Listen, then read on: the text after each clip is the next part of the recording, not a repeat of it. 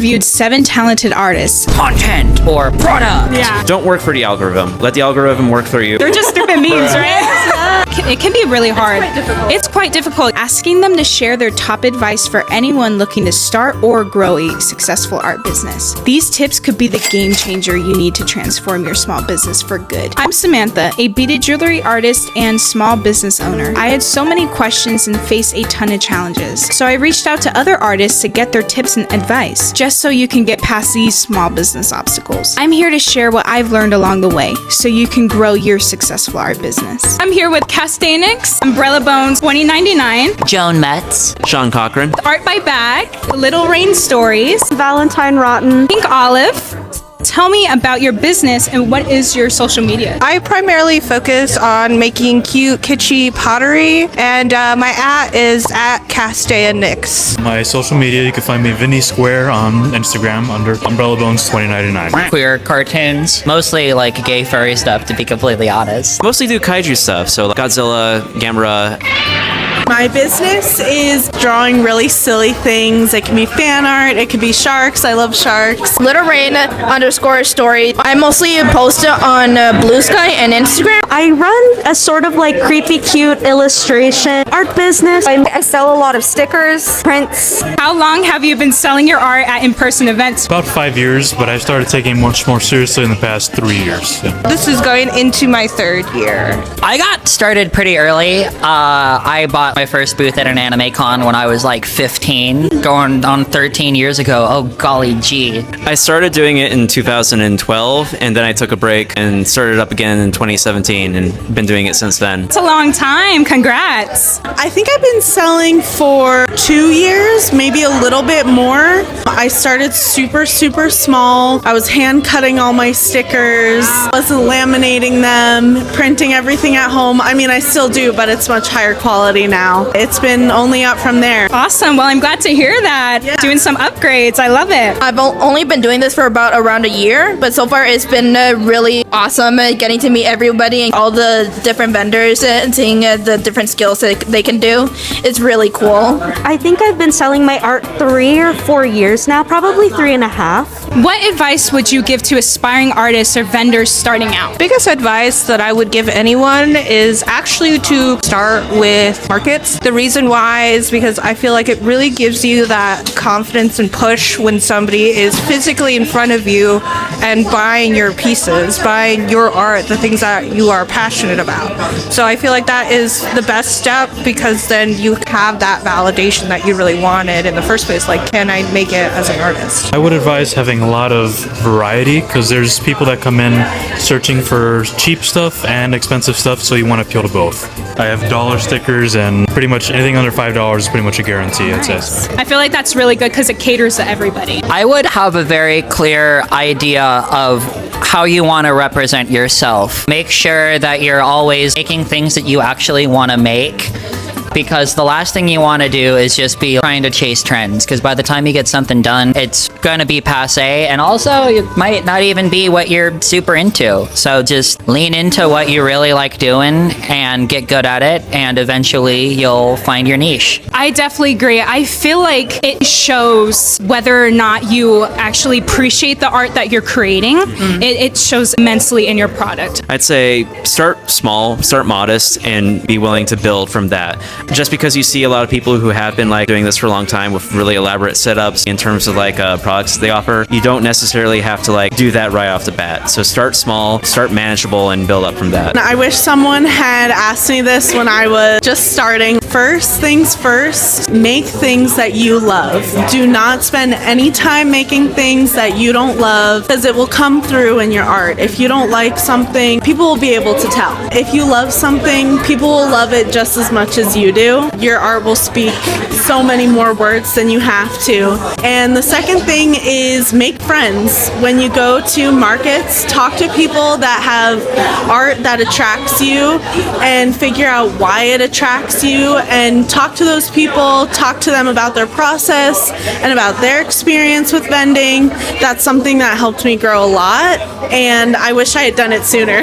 You have to do a lot. It's a lot of things that like make your business. business. It's not just the art, but it's also posting and Absolutely. your display and everything like that. You don't think about the back end of things, but you become a marketing manager, the artist itself, and you become a salesperson and a spokesperson and the face of your business. It's a lot more than people like reckon it for, and it's so worth it, but it's definitely not something that's like the easy way out. I would say just mostly do what you want. Don't let anybody like tell you what to do unless it's like for commissions. If you want to do fan art, do fan art. If you want to do original work, do original work. Everybody has their own style and limits of what they can do. Just be free and be weird. Do what you want. I love that. 100% be weird. Let's do it. The biggest lesson that I've learned is if you're gonna monetize over your hobbies, you have to find a balance. I find that often I have no more time to draw in my free time. I think there's a lot of mental preparation, like making jewelry was your hobby. And so I feel like that mental preparedness that you might leave making art your career, hating it. I think you have to be weary or even be prepared for the fact that you might not want to do it anymore, or your ability to do it kind of goes away quickly. I feel my biggest advice is probably learning to compartmentalize. So drawing the line of what you're willing to sell, what you're willing to make to sell, because I feel like I'm nothing without art, and I feel like I'm nothing without drawing. And it is my biggest coping mechanism whenever I'm anxious or whatever. I've been really struggling making art, so I think finding a way to compartmentalize how you participate in it as your hobby and as your business is a really important thing, as well as being mentally prepared for that when you're doing it for a living. It's a lot harder. I think the problems that I face as an art business are all problems I'm grateful for. My biggest struggle is I don't feel like drawing. And so I feel like, though I'm very grateful that my problems are so minor, it is still a hard thing to go through, right? You're kind of mourning the death of something you used to do in your free time, and now you have to like really take it seriously. I really think you put that amazing, because I feel like it's really difficult on your mental health when you have to deal with a lot of rejection, because maybe not a lot of people like your art. To just keep working on your craft. Above all, keep working on what you love and building that up. At some point, if you get to a point where it's like, I don't enjoy this and it's just not doing anything for me, you have to reset. And I've been going through that a little bit. I've started going back to doing just traditional art instead of digital, just because I've needed a brain reset after graduating college. And it's been really helpful mentally to get myself back into art. Keep doing what you love. It's hard, but try to not focus on the marketing or the marketability, because you'll get yourself bogged down in a whole tornado of stress. To start with, just focus on the art and your work.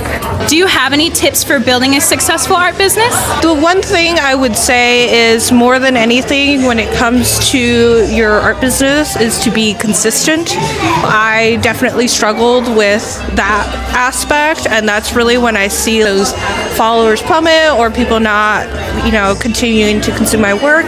And it's all about being consistent and having something that really brings people in. So if people want a specific thing, to cater to it. I agree with that 100%. It's a grind. You have to put in the work in order to see the follower count grow and your sales to grow. I feel like people think this is an easy way to make money, but in reality, it can be really hard.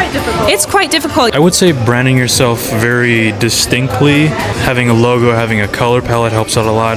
That way you just stand out among people who might have the same genre of items or art that you have. As you can see, he stands out a lot. I love it. Time and cost management are so important. Make sure you're keeping track of what's worth your time and money, because things are getting more expensive, and a lot of these events, they can be a little ambitious in what they want to do. And make sure that you have a game plan before you drop $200 on an artist alley table. I would say ask for help, ask for input, ask for advice, talk to a lot of people, and remember, everyone's a colleague, not like a competitor. Or at these things, other vendors are usually really happy to share what they know and what they have learned with you. So be willing to ask for help and advice. I definitely agree with that as well. I think it really helps you learn about other people's experiences too. Apply that to what you're dealing with right now. A lot of these events get their, I don't mean to disparage this event. This is actually a super, like, exactly what it needs to be event. You didn't have to drop too much on it. We're splitting a table in a space where people are going to be coming off the street to see our work. So have more or less ideal conditions right here. Costs. But, this is the but, there are other events, not this one, but other events. The primary market is not the people who are coming to attend, it is the artists, the vendors who are there. That is like where a lot of them are making their money, and I think that's what people who are starting out need to be aware of, is like, anytime you see a brand new event, ask questions. Ask them what their expected turnout is going to be. Ask them if they're posting a price for the table that seems like kind of high. Ask them why they're charging what they're doing. $250 for one day of an event, you're girly pop, you're getting ripped off. I have never thought of asking an organizer about why they're charging that way, because I've definitely experienced an event like $200 for like maybe 5 hours. What advice would you give to aspiring artists or vendors starting out? My number one thing would be social media posting. I would personally recommend either Instagram or TikTok, just because those have large and always growing populations of people that use it from all different kinds of demographics. And then again, talking to people when you go to events, even talking to other artists, they can make friends with you, and then they might promote your stuff on social media when they see something exciting that you do. Being social, when you post, just be yourself. People only want to see a genuine person that loves what they do. Do you have any tips for building a successful art business? At the moment, I'm still growing myself. Again, the only reason why I've been able to do this much is because I love drawing, and I love doing what I do. I love showing my work to other people and letting other people like admire the art that I do. Show people that you're interested in doing things. One thing I'm trying to accomplish, specifically when it comes to selling my artwork here at pop-up events, is primarily putting up items that are rarely seen, such as shows like Made in Abyss. I've hardly seen anything like that ever shown in pop-up events, and that's because it's not very popular. Generally, online, you would think it's super popular. In reality, it's hard to find people that like that same interest.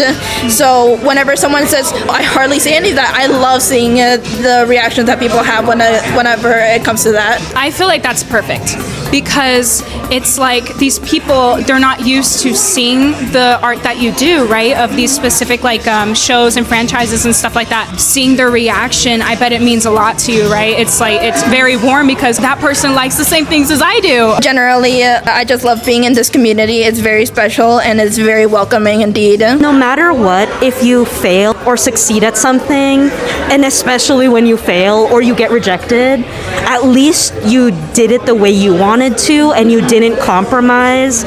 You face a lot of rejection from certain markets because they're not looking for what you're selling, and that can be a really hard thing to face, but just always do what you want to do.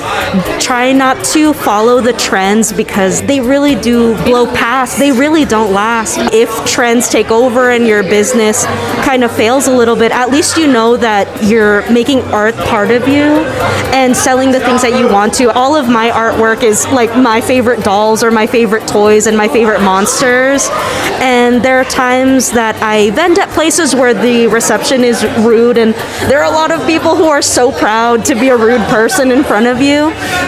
But at the end of the day, at least I know that I like what I'm making and I like what I'm doing. I think not compromising is probably my biggest step, and also have confidence in what you want to see and make things that don't necessarily exist but you want it to exist. Yeah, I mean, same thing with your handmade jewelries, right? You've been inspired by other things, but you're making it your own and you're changing it into something you've never seen before.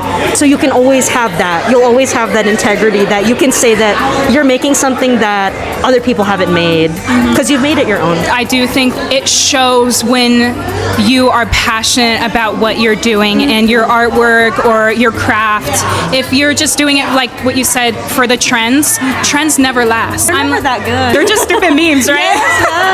It's like you really need to dig deep and do this for yourself, because if you're so obsessed with doing this for other people, this isn't the right thing to do. Oh, burn out so much faster. You will burn out. Yeah. How do you approach marketing or growing your brand outside of events like this? I've been really focusing on making a lot of reels on Instagram and even using TikTok and more recently even Blue Sky, and I find that works really well. I've definitely gotten more followers that way. I feel like shorts are very important for art businesses to be doing, because that's the biggest thing right now. So when I'm not aggressively passing out flyers during comic conventions and things, I am using Instagram ads and a lot of word of mouth among posting to stories, tagging other artists, collaborating as much as possible. How often do you use Instagram ads, and have you seen some growth with that? I've definitely seen a lot of growth using Instagram ads, and I'd say I use it maybe once a month, depending on certain properties, brands that are popular at the time. I try to post art similar or like fan art that is based on that, so I can slide into the popularity of it. I am kind of an internet dweller. I already have, through sheer luck, have a pretty okay internet following. I post mostly on Blue Sky. I cater to my audience, and just be friendly, be authentic, and be mindful of the community at large, because if you're touching base with people who like the things that you like, you're going to be making genuine connections with people who are going to want to support you, because ultimately art is a business, yes, but you're going to find the most support from people who understand that artists live a lifestyle that necessitates support from people. Genuinely try and find that instead of just trying to make necessarily like content or product, which it's very satisfying to make products. Don't look at all these fine products right here, but they're also labors of love. Sean spends 40 hours plus on all these things, so you gotta make sure you're finding a way to touch base with people who know what you're doing and support it and know your process too. Being transparent with the way you make stuff could actually be a really good way to get an in with people, because you can kind of show that like, hey, I know what I'm doing, and also like newbies, I'm willing to like give you advice and stuff, you know, kind of put yourself out there as like not just I make this thing and this is how it ends. Show that you have joy in the process, and I think that'll get people interested in what you do too. That is gold right there. Persist, keep going. Don't work for the algorithm. Let the algorithm work for you. I know that's like super stupid and cliche. What I really mean by that is like keep doing what you want to do. Don't worry about the number, because at the end of the day, it's a number. It doesn't mean anything.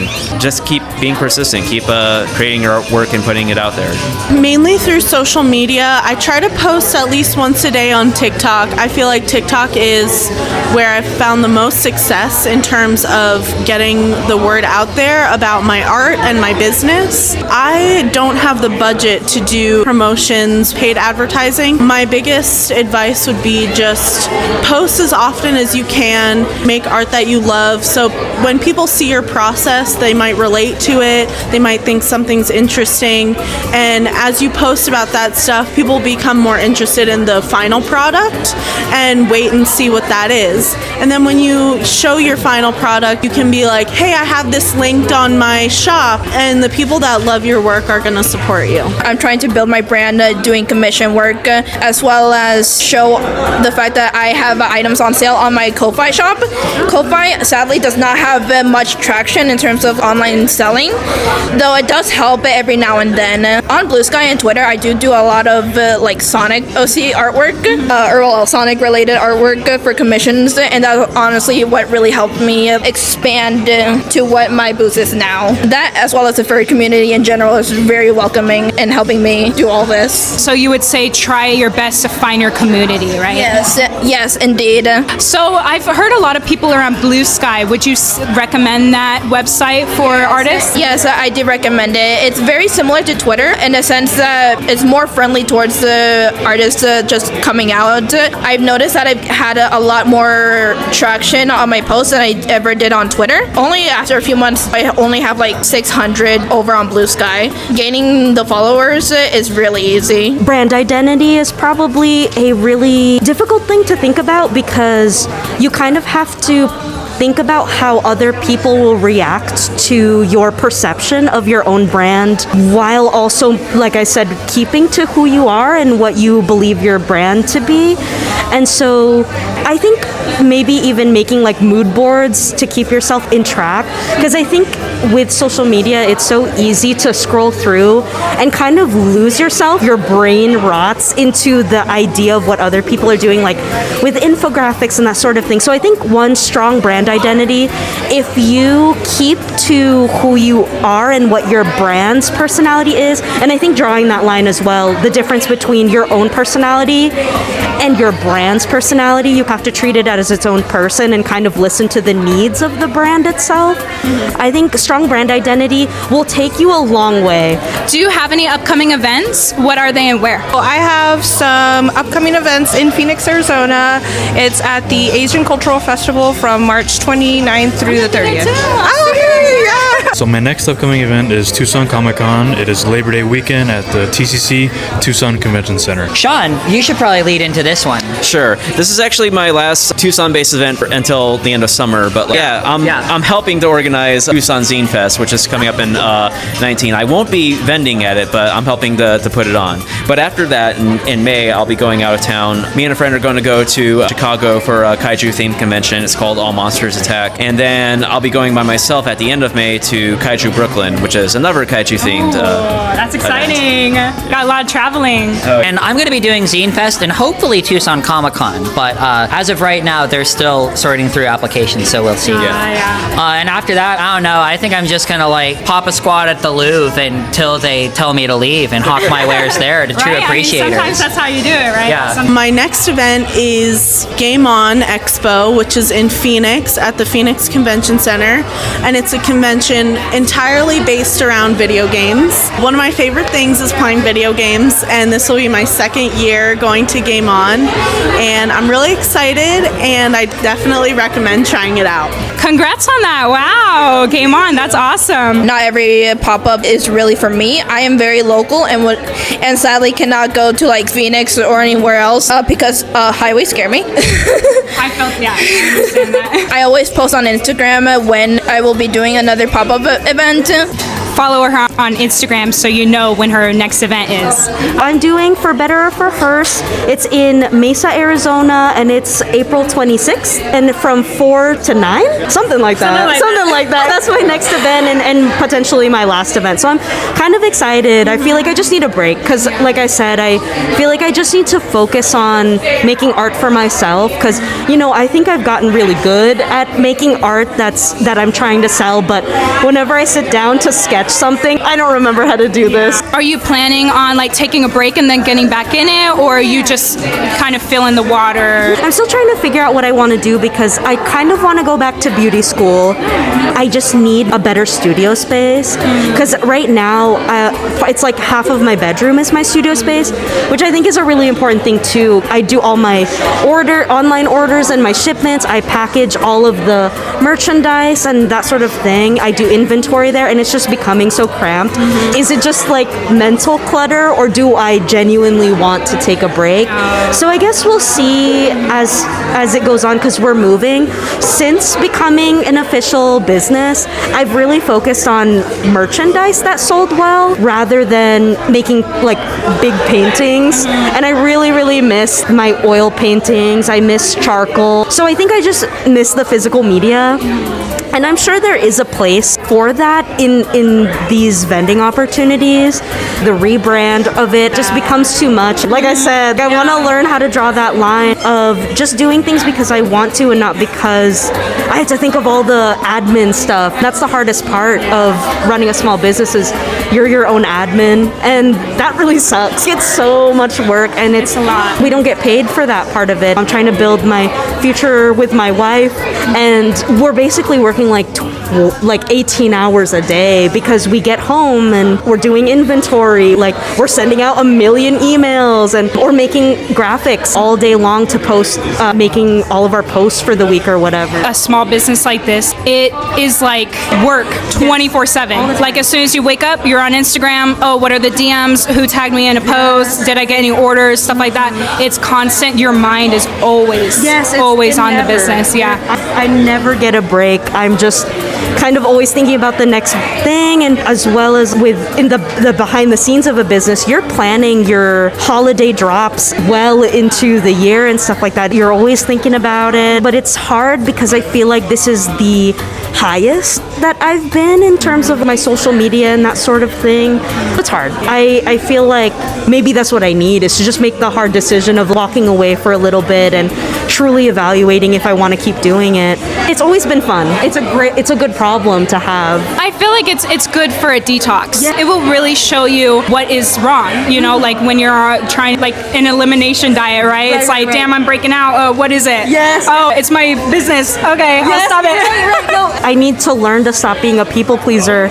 And I always thought that maybe running a business would be easier, but now I'm just even more. I'm like, yes, I'll do whatever. Constant comparing. I need to take a step back. You get tired and eventually you just stop caring about how you feel about it. And you're just like, oh, I have to keep going. I miss when this was my side hustle. It was so fun. It's just like a little extra money on top of like a steady paycheck. As much as I've always known I was going to be a starving artist, I want to go back to the comfort of a stable paycheck. I think maybe just because I'm all domesticated and stuff like that. Like I just got married and I'm like, all right, I'm done. I gotta be in bed by 6. Yeah. Like Thank you so much for letting me interview you. You had great answers. Okay, thank you so much. I know I had to try hard for you, so thank you. You're having an artist alley. You want vendors. I'm here. She's here. If somebody wanted to know what event you have next, where would they find that? Instagram. I'm on Instagram at pink.olive13. Thank you so much for letting me interview you. I really appreciate it. Thank you so much for being a part of this interview. I hope you had a good time. I did. Thank you so much for allowing me to interview you. Thank you. Thank you so much for letting me interview you. I really appreciate it. No problem. Thank you so much for letting me interview you.